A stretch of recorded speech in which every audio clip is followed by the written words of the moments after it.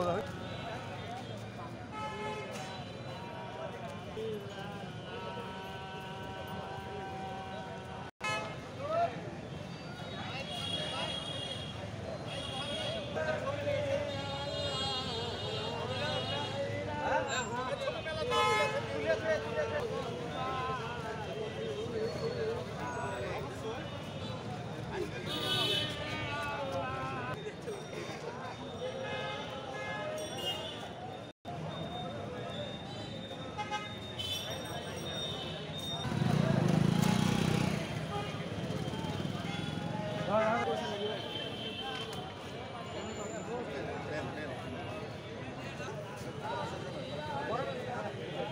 একটা পরে নেন।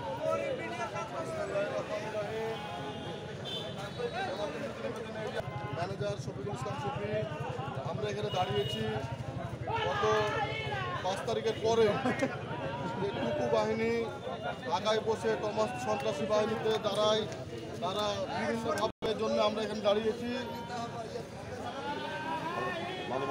মালমহল বন্ধ করেছে, সে তার সন্ত্রাস বাহিনী টমাস এর মাধ্যমে চাঁদার দাবি করে ঘাটে। এর জন্য আমরা এখানে মানববন্ধন দাঁড়িয়েছি এবং গত পরশু দিন তারা ঘাটে যে সন্ত্রাসী বাহিনীতে আমাদের ঘাটের লোকজনকে মারধর করে এবং ঘাট তারা বন্ধ করে দেয়। এটা সরকারিভাবে বৈধভাবে ঘাট নেওয়া, জনগণের সবাই এখানে জনগণের টাকা দিয়ে ঘাটটা পরিচালিত হয় এবং এই ঘাট তারা বন্ধ করে দিয়েছে। এখানে অনেক শ্রমিক যারা শ্রমিক ভাইরা আছেন তারা প্রতিদিন এখানে অত্যাচার করেছে, তাদেরকে মারধর করেছে এবং এই সন্ত্রাস বাহিনী এই টুকুর নেতৃত্বে তিনি ঢাকায় থাকেন।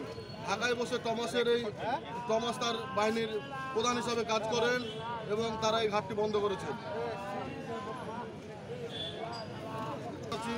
জেলা প্রশাসন কৃষি অফিসকে আমরা বিশেষভাবে অনুরোধ জানাচ্ছি যেন আমাদের এই কর্মসংস্থান এটা প্রতিদিন খুলে দেওয়া হোক এবং তাদের বিরুদ্ধে সাংগঠনিকভাবে আইনি ব্যবস্থা নেওয়া হোক।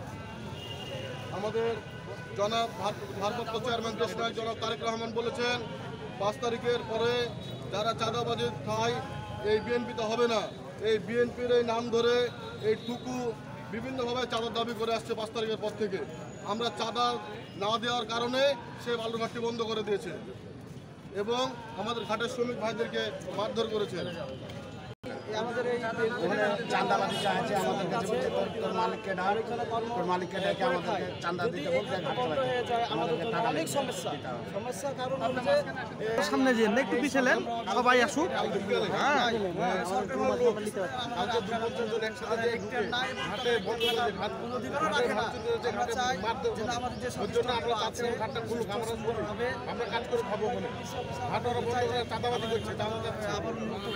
আপনাকে মারলো কেন?